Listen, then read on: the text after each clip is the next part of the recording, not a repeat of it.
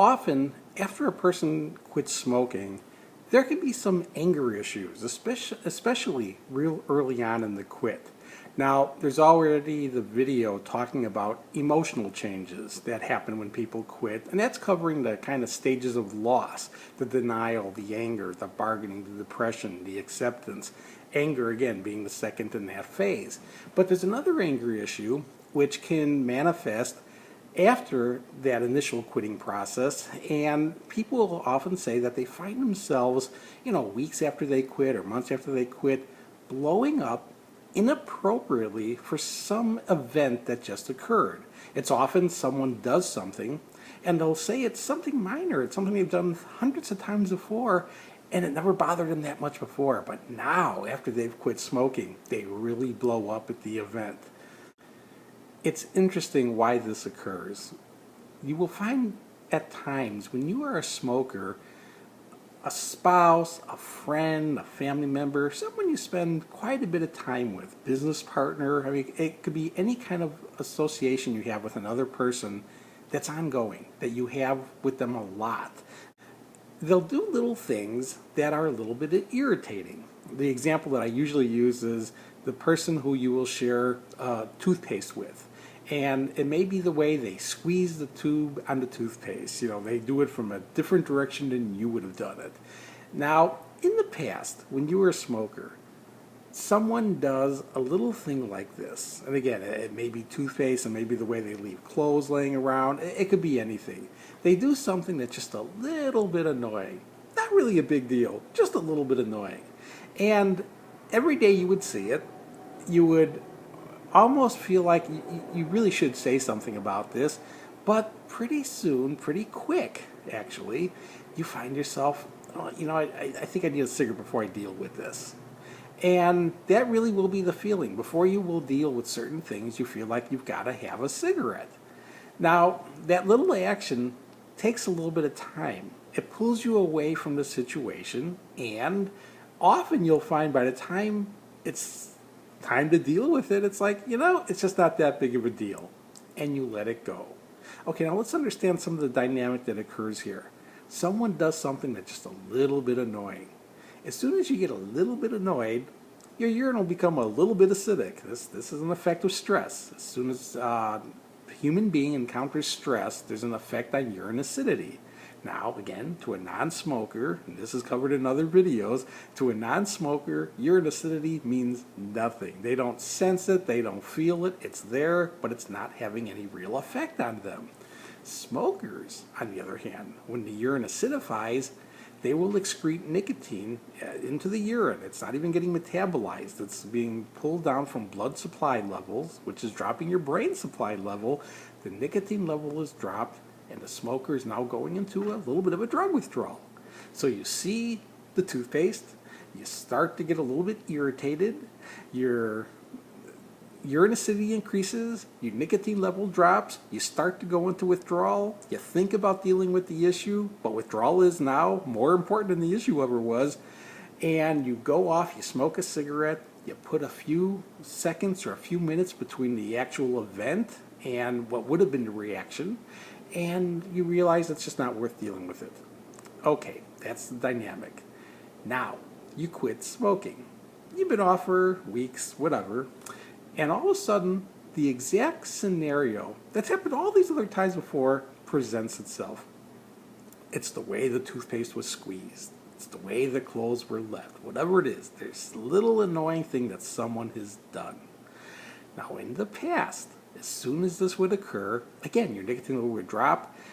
I can't deal with this now. I got to smoke a cigarette. You smoke a cigarette. You put time between you and the problem. You never dealt with the problem. Now, without withdrawal kicking in, without having this automatic stop go on that you had before that pulled you away from the situation, you see the situation, nothing else is pressing on you now to pull you out of the situation, and you blow up. And again, you'll often say you blew up inappropriately. They didn't do anything different than they did all these other times, and you never blew up before. That's exactly what happened. It's like shaking up a bottle and pulling the cork out. All of a sudden, everything is going to come out at once because it's been bothering you all along. It's been bothering you possibly for decades the way this was happening, and you never dealt with it before. And the first time you encounter it and the situation is just ripe, you will, in a sense, blow up inappropriately for what just occurred, because you're not blowing up at what just occurred. You're blowing up at something that's been bothering you for a very long time. In a way, cigarettes were impacting your ability to communicate before. You didn't deal with problems. You walked away from the problems, but you never solved those problems. In the past, if you had just pointed it out the first time, the second time, the third time the person did it, like, you really prefer they do it like that, it would afford the person the opportunity to say, oh, okay, if that's a problem, I'll fix that. You never gave them that opportunity. You went and smoked a cigarette and never dealt with the problem. And then when the problem hits, it's a blow up. Well, those were just little examples, but you may have interfered with your ability to communicate with people around you, with lots of different things, and has set up this scenario where when you quit, all of a sudden these anger issues can really manifest. It's very important to just get these things aired out, and if you realize you blew up inappropriately, apologize for what you just said. Apologize for the way you reacted. Actually, I used to joke with people about this in my clinics. I always told them the first day or two, I said, if there's anyone you've been really wanting to tell off for the last 5 to 10 years, do it this week. Do it the week you're quitting smoking. And the reason I would tell this to them, and I would say this to them at the time, I said, the reason I'm telling it to you is, even if I didn't tell it to you, you're probably going to do it anyway. So, it's just kind of prepping you for the situation. But the nice thing about when it happens the week you quit smoking, you can always go back to the person, later that day, the next day, and say, listen, I'm sorry, I was quitting smoking. I was out of my mind. I didn't know what I was saying. And people will buy it. They will buy that as a reason, when you do it initially. Problem with this situation is it may not happen initially. It may happen weeks or months down the line. And again, if you apologize and say, oh, listen, it's because I quit smoking 2 or 3 months ago, they're not going to take that. They're not going to accept that as an explanation. So, don't waste your time with it. But the reason that it happened is because it was a first-time event. But in many ways, you'll find yourself becoming a more direct communicator. And you will be able to avoid problems in the future by airing things out early on when they're not big deals, when they're just little things that can just stand a little correction. But and what cigarettes did was it interfered with your ability to communicate, because again, you had to smoke. You couldn't deal with the problem. You had to smoke, then deal with the problem, and then actually not deal with the problem. So in many ways, you'll find, while it may be rough up front, you will become a better communicator. That often happens, and that can make for stronger relationships down the line and avoiding a lot of future stress.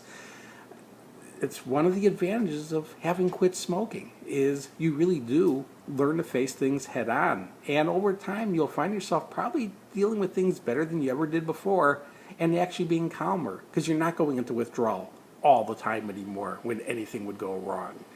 To be able to, again, be healthier in not just physical respects, but emotionally, and generally calmer, and be able to face problems better, and to just go on with a better quality of life in ways that are almost immeasurable at this point. It's still just a matter of sticking to the commitment that you made the day you stopped to never take another puff.